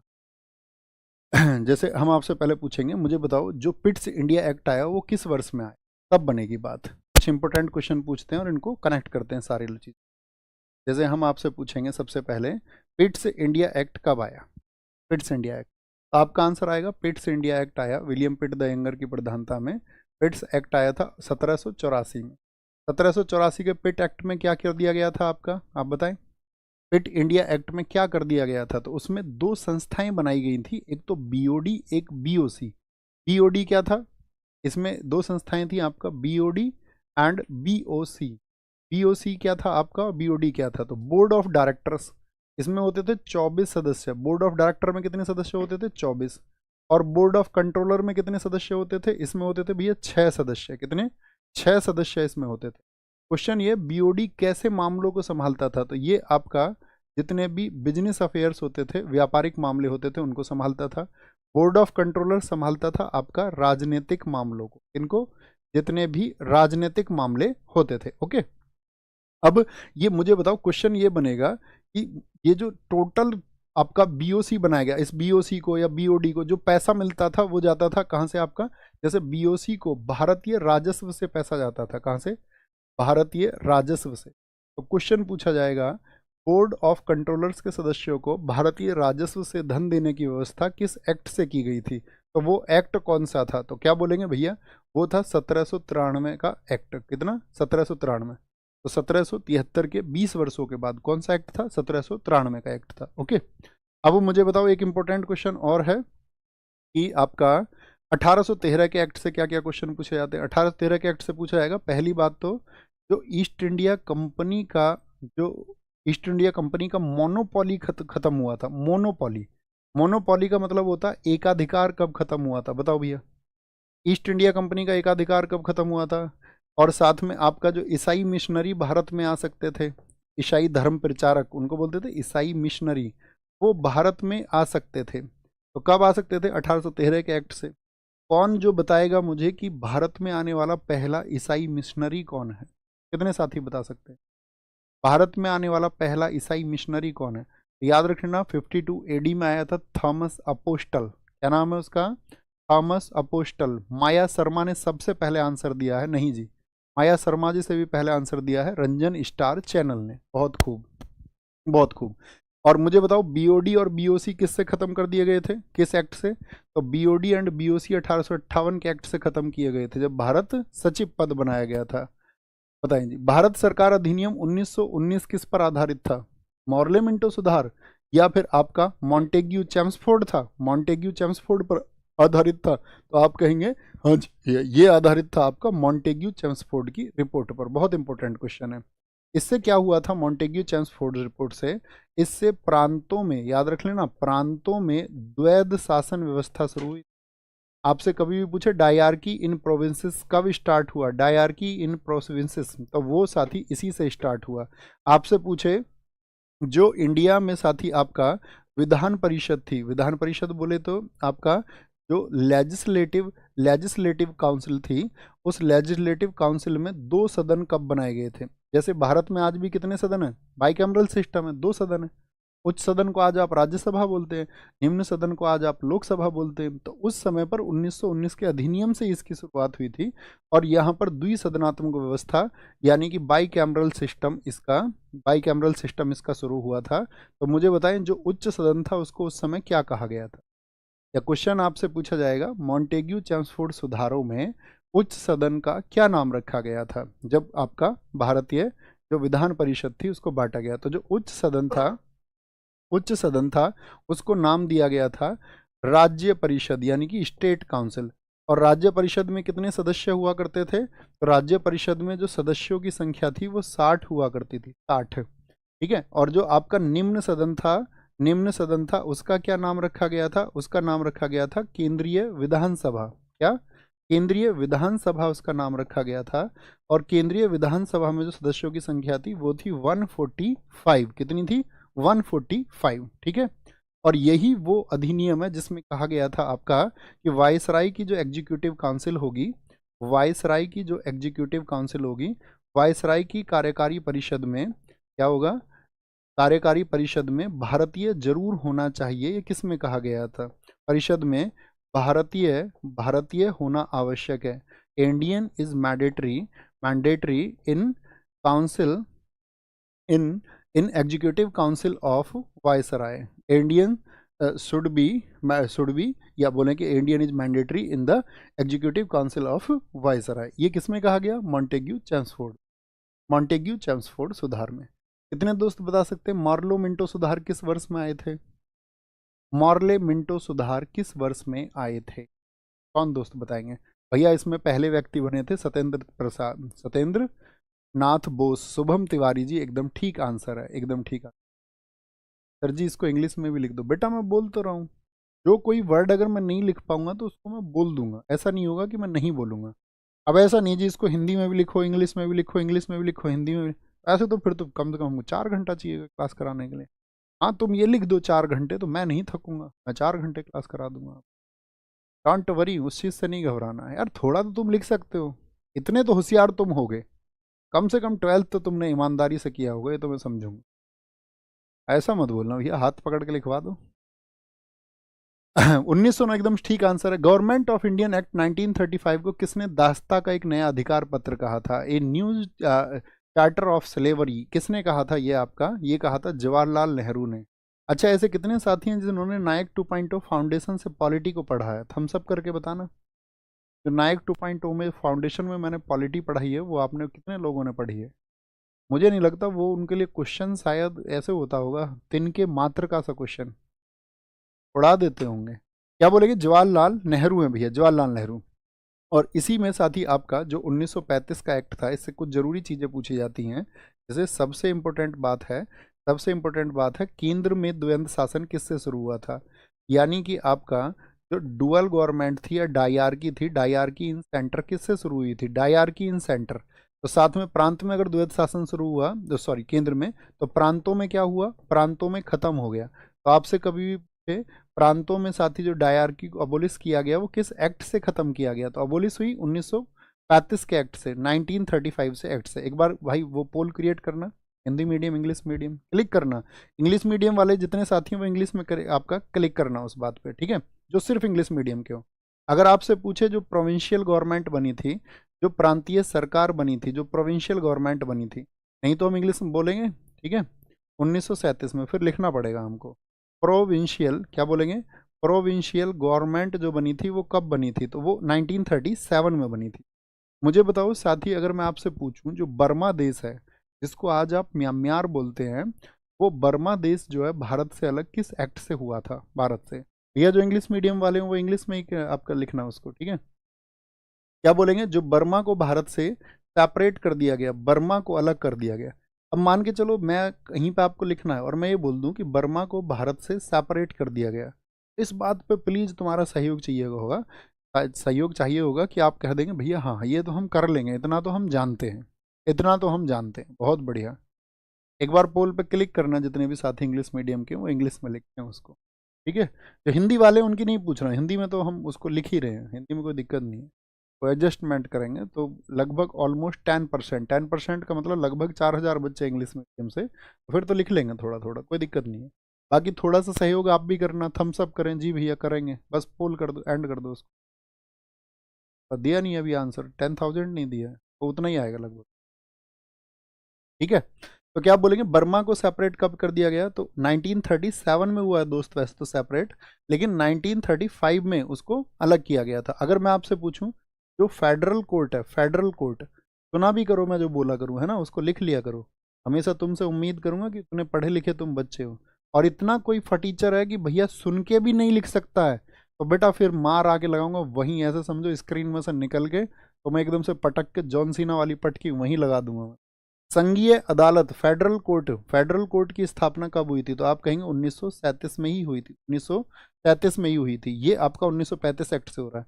अगर मुझे बताओ आरबीआई की जो साथी स्थापना हुई वो भी 1935 अधिनियम, लेकिन एक्ट तो उसका 1935 था। आरबीआई की स्थापना कब हुई, 1935 में।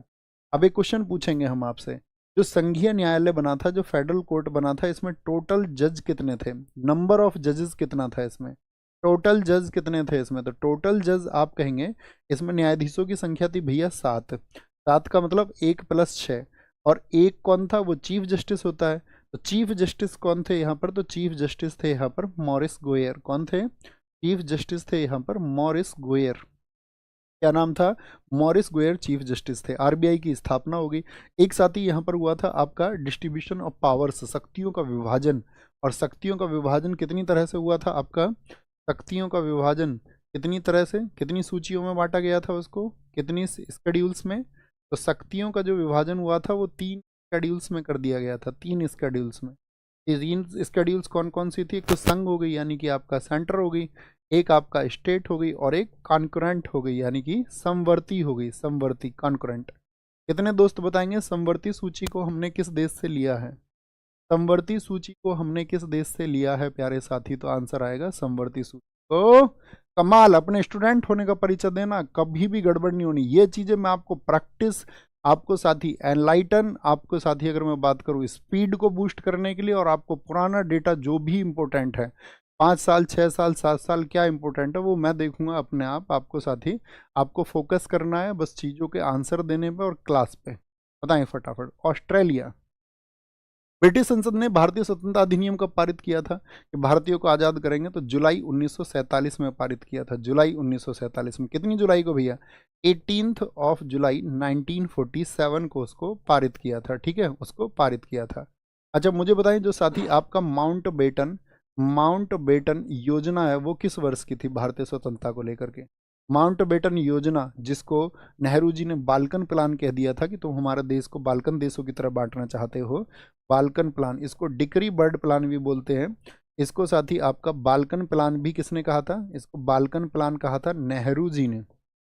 किसने कह दिया था, नेहरू जी ने इसको कह दिया था, who said, Nehru ji said. तो ये माउंटबेटन योजना किस वर्ष की है, तो याद रख लेना ये 3 जून 1947 की है, 3 जून 1947। किस यूरोपीय समुदाय ने भारत के साथ प्रथम व्यापारिक संबंध स्थापित किया था बच्चों, मतलब दर से सीखना अपना, स्टेप टू स्टेप उसको बढ़ाना, मजबूत करना है, ओके। वो विश्वास आपको मेरे ऊपर रखना होगा, वो मेरी जिम्मेदारी है। बस आप ये बोल देना भैया आप अपने तरीके से कराओ, हमें कोई दिक्कत नहीं है। बस हम जितनी चीज़ों को समाहित करें, इस सेट में हम जितनी चीज़ें सीखें, वो चीज़ें हमारे लिए बहुत ज़्यादा फ्रूटफुल होनी चाहिए और एग्ज़ाम में हमारी परफॉर्मेंस बढ़नी चाहिए। बाकी हमारी जिम्मेदारी तैयार हम कर लेंगे, वो वाला कॉन्फिडेंस चाहिए। तो प्रथम व्यापारिक संबंध किसने स्थापित किया? तो भारत में सबसे लंबे समय तक कौन रहे थे? पुर्तगाली। सबसे पहले भी पुर्तगाली आए थे। मुझे बताएं पुर्तगालियों में पहला कौन आया? Vasco da Gama. तो वास्को डिगामा किस वर्ष आया? Vasco da Gama, Vasco da Gama Bharat कब आया था? तो आप कहेंगे भैया 20 मई 1498 को आया। वास्को डिगामा दूसरी बार भारत कब आया था? दूसरी बार आया था 1502 में। और तीसरी बार कब आया था? 1524 में। फिर यहीं मर गया, इसको मलेरिया हो गया वास्को डिगामा को। ठीक है, डिगाना नहीं, वास्को डिगामा, वास्को डिगामा। तो पुर्तगाली आए साथी आज सबसे पहले। पुर्तगालियों के बाद कौन आया था? तो पुर्तगालियों के बाद में आपका डच आए, डच आए। डचों के बाद में कौन आए थे? आपका फिर ब्रिटिशियर्स आए। ब्रिटिशियर्स के बाद में कौन आए? फिर फ्रांसीसी आए, फ्रांसीसी आए। ठीक है, ये आपको पता होना चाहिए। अब मैं आपसे पूछूं वास्को डिगामा भारत में कहाँ पहुंचा था? भैया कालीकट में। अच्छा, वास्को डिगामा का मेंटर कौन बना था? कालीकट केरल में। कौन राजा था यहाँ पे? ये तो बेसिक क्वेश्चन है, ये तुमसे उम्मीद करूंगा, इतना बेसिक तुमको आना चाहिए। कौन सा राजा था वहां पर? जमोरिन राजा था। अगर मैं पूछूं इसका पथ प्रदर्शक कौन बना था, जिसने इसको रास्ता दिखाया था? अभी RWA आपका जो इसी चैनल पर 1 बजे हिस्ट्री की क्लास चलती है, जिनका हिस्ट्री कमजोर है वहां से क्लास किया करो।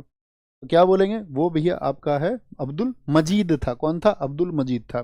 मुझे बताओ पुर्तगालियों की पहली फैक्ट्री किस वर्ष खुली? पुर्तगालियों की जो पहली फैक्ट्री खुली थी वो किस वर्ष में खुली थी? तो जो पुर्तगालियों की पहली फैक्ट्री थी वो खुली थी 1503 में। 1503 में कोचीन में। कहाँ पर? 1503 में कोचीन में खुली थी। अगर मैं आपसे पूछूं दूसरी फैक्ट्री कहाँ पर खुली थी इनकी, तो दूसरी फैक्ट्री जो पुर्तगालियों की खुली थी वो खुली थी 1505 में। और 1505 में कहाँ पर? आपका कन्नूर में खुली थी। कहाँ पर? कन्नूर में खुली थी, कन्नूर। ठीक है, कन्नूर में खुली। भारत में पुर्तगाली शक्ति का वास्तविक संस्थापक कौन था? भारत में पुर्तगाली आए, वास्को डिगामा आया। अब मैं आपसे क्वेश्चन पूछूंगा भारत आने वाला दूसरा पुर्तगाली कौन है? बताओ, पहले ये क्वेश्चन बताओ फिर उसके बाद में आंसर। भारत आने वाला दूसरा पुर्तगाली, भारत आने वाला जो साथी दूसरा सेकंड पोर्टुगीज था, second Portuguese who came to India, दूसरा पुर्तगाली। तो आप कहेंगे दूसरा पुर्तगाली था भैया 1500 में, और वो था आपका पेड्रो कैब्रल। कौन था? Pedro Cabral. जिसने किसकी, कौन से देश के लिए मार्ग खोजा था? Pedro Cabral. और इसके साथ एक आदमी आया था जिसने किसको खोजा था? जिसने आपका केप ऑफ गुड होप का पहला रास्ता खोजा था, बार्थोलोमियो डियाज, इसके साथ में आया था ये। तो पेड्रो कैब्रल ने किस देश का रास्ता खोजा था? पेड्रो कैब्रल ने किस देश के समुद्री मार्ग की खोज की थी? बताएं दोस्त। बोलेंगे पेड्रो कैब्रल ने। सबका आंसर आना चाहिए ब्राजील, ब्राजील, ब्राजील। बहुत खूब। तो पुर्तगाल वास्तविक शक्ति। तो पुर्तगाल में जो साथी पुर्तगालियों का जब बिजनेस बढ़ा तो इन्होंने पहला गवर्नर किसको बनाया था? तो पहला गवर्नर इन्होंने बनाया था आपका अल्मीडा को। किसको? अल्मीडा को। अल्मीडा ने क्या सोचा था? अल्मीडा ने एक तो आपका ब्लू वाटर पॉलिसी के बारे में सोचा कि भैया हम समुद्र को कंट्रोल करेंगे, अरब सागर को, हिंद महासागर को। और साथ में दूसरी चीज उसने कौन सी सोची थी? आपका जो कार्टेज सिस्टम है आपका उसको लागू करेंगे। कार्टेज सिस्टम को, यानी कि सबसे टैरिफ लेंगे, टैक्स लेंगे, हम ही राजा हम ही मंत्री। तो क्या बोलेंगे? क्या ये इसको, इसकी पॉलिसी को किसने खत्म कर दिया था? तो अल्मीडा आया था 1505 से 1509 तक के लिए। फिर इसके बाद में सेकंड गवर्नर आया, सेकंड गवर्नर आया, और इसने पुर्तगालियों को बहुत शक्ति दी, जिसका नाम क्या था? अल्बुकर्क था। क्या नाम था? अल्बुकर्क था। और अल्बुकर्क कब से कब तक रहा था? 1509 से 1515 तक। भैया क्या शक्ति उसने दी थी? कौन बताएगा? सबसे इंपॉर्टेंट चीज कौन सी है? सबसे इंपॉर्टेंट चीज ये है कि अल्बुकर्क ने अगले ही साल 1510 में क्या कर लिया था? गोवा को जीत लिया था। 1510 में इसने क्या कर लिया था? गोवा, गोवा जीता था, गोवा जीता था। ये बात याद रख लेना। अच्छा, मैं आपसे पूछूं पुर्तगाली भारत से, भारत में सबसे पहले आए, पुर्तगाली गए किस वर्ष भारत से? तो याद रख लेना 19 दिसंबर 1961 तक ये इंडिया में जमे रहे थे। क्या बोलेंगे? पुर्तगाली भारत में, अब लगा लेना कितने वर्ष रहे। पुर्तगाली भारत में सबसे ज़्यादा लंबे समय तक रहे हैं, सबसे लंबे समय तक, सबसे लंबे समय तक भारत में कौन रहे थे? तो वो पुर्तगाली रहे हैं सबसे लंबे समय तक। कब तक भैया? 19 दिसंबर 1961 को इनके खिलाफ एक ऑपरेशन करना पड़ा था। उस ऑपरेशन का क्या नाम है? ऑपरेशन विजय। क्या बोलेंगे? ऑपरेशन विजय। और ये गोवा से तब यहाँ से गए थे। ठीक है, क्या बोलेंगे, गोवा से यहाँ से ये गए थे। कितने वर्ष रहे भारत में लगभग, बताएं जी। 1498 में आए, तो आप कहेंगे भैया ये तो बहुत लंबा समय रह गए, लगभग आपका क्या बोलेंगे, कितने वर्ष हो गए, तो 450 वर्षों से भी अधिक रहे। ईस्ट इंडिया कंपनी के निर्माण के समय, ईस्ट इंडिया कंपनी कब बनी थी दोस्त आपका, ईस्ट इंडिया कंपनी, तो ये बनी थी आपका 1600 एडी में। 1600 एडी में, यही क्वेश्चन आएगा आपका अगला भी, अगला क्वेश्चन इसी का रखा था हमने आपका। इंग्लैंड का शासक कौन था, एलिजाबेथ फर्स्ट थी, एलिजाबेथ फर्स्ट थी आपका, ठीक है। एलिजाबेथ की कुछ समय बाद ही डेथ हो गई थी।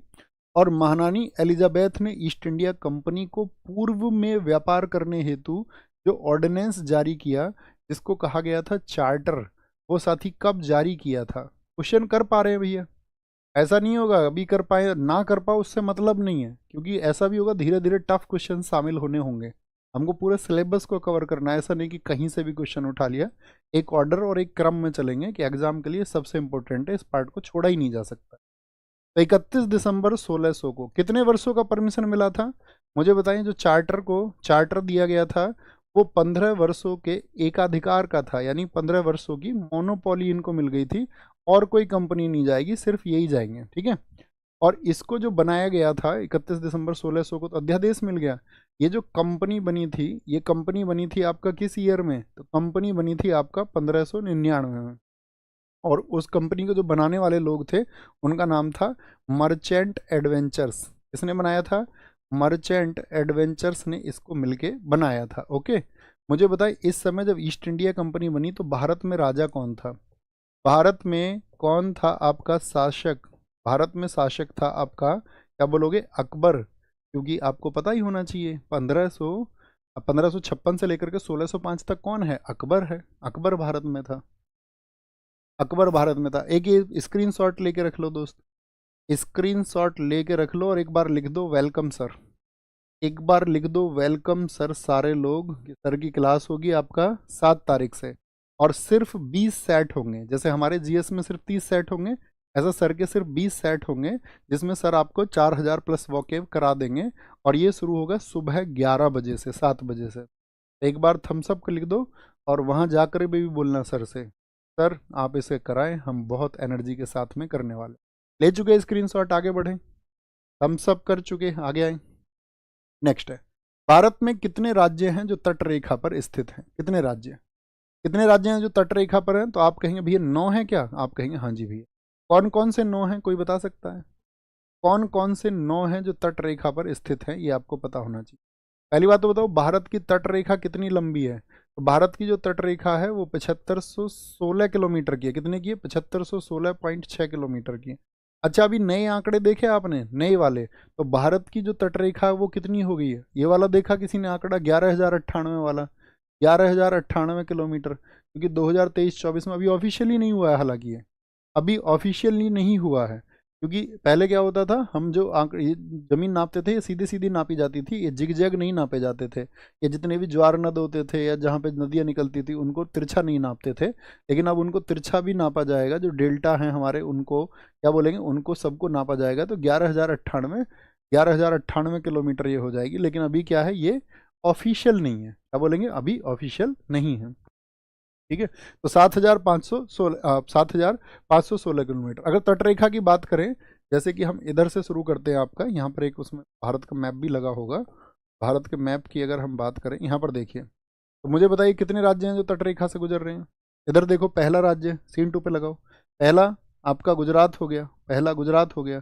दूसरा कौन सा हो गया, महाराष्ट्र हो गया। एक मैप हर बच्चे के स्टडी टेबल पे होना चाहिए, चाहे आपके स्टडी टेबल आपके पास हो ना हो, चाहे कच्ची दीवारें हो या कुछ भी हो, चाहे हाथ से नक्शा बनाना पड़े आपको, चाहे हाथ से रंग भरने पड़े, लेकिन आपके पास मैप होना चाहिए। ओके, तो क्या बोलेंगे, दूसरा कौन सा हो गया, तीसरा कौन सा हो गया, गोवा हो गया, चौथा कौन सा हो गया, कर्नाटक हो गया, और इधर कौन सा हो गया, केरल हो गया। तो मैं आपसे पूछूं पश्चिमी तट पर कितने हो गए, पश्चिमी तट, ये पश्चिमी तट है, वेस्ट साइड है, क्या बोलोगे, ये पश्चिमी तट पर कितने राज्य मिलते हैं, तो पश्चिमी तट पर आप कहेंगे भैया 5 स्टेट है। कितने हैं, 5 स्टेट हैं। अब आते हैं पूर्वी तट पर, इस साइड, पूर्वी तट इस वाली साइड में, तो यहाँ क्या होगा, तमिलनाडु हो गया एक, तो एक आंध्र प्रदेश हो गया, एक उड़ीसा हो गया, और एक कोलकाता हो गया। तो आपका जो पूर्वी तट है उस पर कितना राज्य है, तो पूर्वी तट पर है आपका 4 स्टेट। कितना है भैया, 4 स्टेट है। तो कुल मिलाकर के कितना राज्य हो गया, 9 राज्य हो गया। अब मुझे बताओ इसमें सबसे लंबी जो समुद्री सीमा है वो किस राज्य की है? सबसे लंबी जो कोस्टल लाइन है, क्या सबसे लंबी जो साथी आपका कोस्टल लाइन है वो किसकी है? जो समुद्री तट रेखा है वो किसकी है? तो आप कहेंगे इसमें सबसे लंबी समुद्री तट रेखा आती है, वो आती है गुजरात की। गुजरात के बाद में आती है आपका आंध्र प्रदेश की, इसकी आंध्र प्रदेश की, और तीसरी इसमें आती है आपका तमिलनाडु की। तो गुजरात की कितनी है? 1214 किलोमीटर में। आंध्र प्रदेश आपसे पूछे 973 किलोमीटर, और तमिलनाडु आपसे पूछे तो 906 किलोमीटर की, 906 किलोमीटर। ठीक है, याद रखेंगे दोस्त हमेशा, ये भैया याद रखेंगे, आप कहेंगे हाँ जी याद रखेंगे। कितने हो गए आपका? तटरेखा पर कितने हैं? 9 है। 9 डिग्री चैनल किस किस के बीच में है? 9 डिग्री चैनल, 9 डिग्री चैनल बताएंगे। यशस्वी त्रिवेदी हमेशा अच्छे आंसर देने के लिए आप जाने जाते हैं दोस्त। भैया गोवा की सबसे कम है, हाँ 103 भी कहा जाता है उसको, 104 भी कहा जाता है। 103 104 याद रखना है, गोवा की सबसे कम है। 9 डिग्री चैनल क्वारत्ती और मिनिकॉय के बीच में, अमीनी देव और क्वारत्ती के बीच में है, आपका कार निकोबार और ग्रेट निकोबार के बीच में है, या अंडमान तथा निकोबार द्वीप बीचों के समूह में है। तो क्या बोलेंगे? क्वारती। क्वारती कहाँ पर पड़ता है दोस्त? आपका लक्षद्वीप। तो ये लक्षद्वीप और मिनिकॉय के बीच में है। कितने डिग्री? 9 degree, 9 degree. ठीक है, देखो ये वाला स्क्रीनशॉट लेना एक बार, ये स्क्रीनशॉट लेना। तो ये क्या बोलेंगे? लक्षद्वीप है और ये मिनिकॉय, इनके बीच में कितना है? 9 डिग्री है। मिनिकॉय और मालदीव नीचे से शुरू करना, MM, तो कितना है आपका? MM के बीच में आपका MM, ठीक है, और फिर आएगा आपका ML, तो इनके बीच में 9 डिग्री। और इधर आपका 10 डिग्री किस किस के बीच में? निकोबार और अंडमान के बीच। ठीक है, देखो यहाँ से कॉन्सेप्ट समझना, यहाँ पर हम ऊपर की तरफ देखेंगे तो क्या हो रहा है? 8 डिग्री नीचे और 9 डिग्री कहाँ है? ऊपर है। तो भारत की जो मुख्य भूमि शुरू होती है कितना डिग्री से शुरू होती है? तो 8 डिग्री 4 मिनट से, यानी कि 8 से थोड़ा ज़्यादा है और 9 से कम है। तो किधर जा रहे हैं? 8 से 9 की तरफ चल रहे हैं, तो 8 डिग्री 4 मिनट यहाँ से भारत की मुख्य भूमि शुरू होती है। तो बहुत इंपॉर्टेंट बनती है। तीनों लाइन याद रहेंगे भैया? तीनों याद रहेंगे? हाँ जी भैया, तीनों याद रहेंगे। भारत का सुदूरस्थ दक्षिणी बिंदु कौन सा है? जैसे भारत का सुदूरस्थ दक्षिणी बिंदु आपको बताना है, अर्थात भारत का जो साथी आपका जो साउथ में है, तो साउथ में कौन सा सबसे सबसे दूर जो बिंदु है वो स्थित है? बताइए। सबसे दूर साउथ में, तो साउथ ये तो क्या होता है? हमेशा आप रीजनिंग करते हैं, इधर नॉर्थ है, इधर साउथ है, इधर ईस्ट है, और इधर क्या है आपका? वेस्ट है।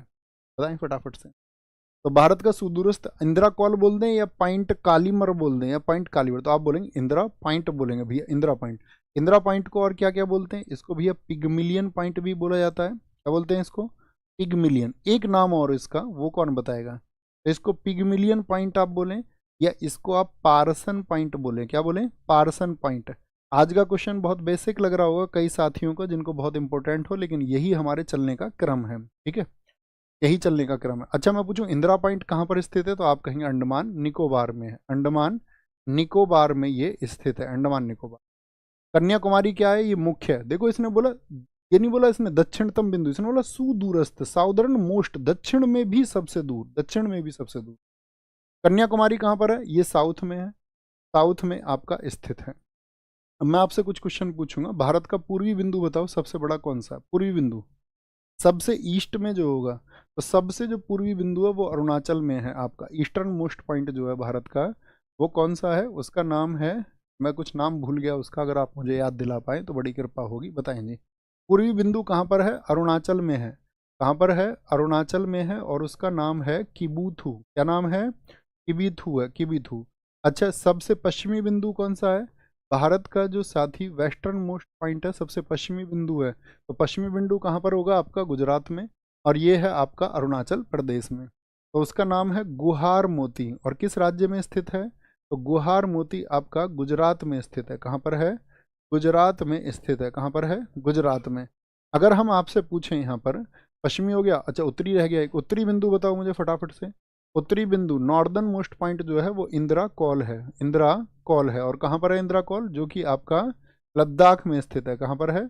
लद्दाख में स्थित है, लद्दाख में। अब यहाँ पर एक बात बताओ मुझे, भारत की स्थिति मैंने आपको बताई, कहाँ से शुरू होती है? 8 डिग्री मुझे बताओ फटाफट से, यहाँ से 8 डिग्री 4 मिनट से शुरू होती है और कहाँ तक जाती है? ऊपर, ऊपर जाती है साथी। देखो यहाँ 38 है, ऊपर 38 आया था इधर, तो यहाँ जाती है आपका 33 डिग्री 6 मिनट तक। तो इसको क्या बोलोगे आप? तो भारत का ये कौन सा हुआ? अंशांशीय विस्तार हुआ। यानी कि आपका भारत का जो अंशांशीय विस्तार है, अंशांशीय विस्तार है आपका, वो कितना है? तो अंशांशीय विस्तार आप कहेंगे यानी कि 8 डिग्री 4 मिनट से लेकर के 37 डिग्री 6 मिनट तक का। और कैसा है? इसमें है आपका उत्तरी है, उत्तरी अंशांश में, उत्तरी अंशांश में। अगर मैं देशांतरीय विस्तार पूछूं भारत का, तो देशांतरीय विस्तार शुरू होता है यहाँ से 88 से। कहाँ से? देशांतरीय विस्तार कितना है भारत का, बताओ जी। भारत का जो साथी आपका देशांतरीय विस्तार है, तो देशांतरीय विस्तार है 68 डिग्री 7 मिनट से लेकर के आपका 68 डिग्री 7 मिनट से लेकर के 97 डिग्री 25 मिनट तक का। ठीक है, और ये क्या होता है? ईस्टर्न में, पूर्वी देशांतर है, पूर्वी देशांतर ये भारत का फैलाव है।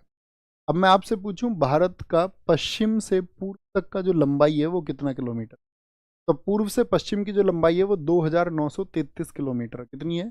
ये वाली जो लंबाई है ये है 2933 किलोमीटर। ठीक है, और ऐसे ही नापी जाती है, ऐसे 2933 किलोमीटर। और अगर उत्तर से दक्षिण की लंबाई की बात करें तो ये कितनी है? उत्तर से दक्षिण तो ये है 3214 किलोमीटर। हमको पता होना चाहिए, 3214 किलोमीटर। कर्क रेखा निम्नलिखित में से कितने राज्यों से होकर के गुजरती? कर्क रेखा त्रिपुरा, मणिपुर, मिजोरम व पश्चिम बंगाल, और नीचे दिए गए कूट में से सही उत्तर का चयन करें। मिजोरम से गुजरती है क्या? तो आप कहेंगे भैया मिजोरम से तो नहीं गुजरती। मिजोरम से गुजरती है? हाँ, नहीं, मणिपुर से नहीं गुजरती। मिजोरम से तो गुजरेगी ना, मित्र पर गमछा। मिजोरम से तो गुजरेगी, माँ मणिपुर से नहीं गुजरेगी।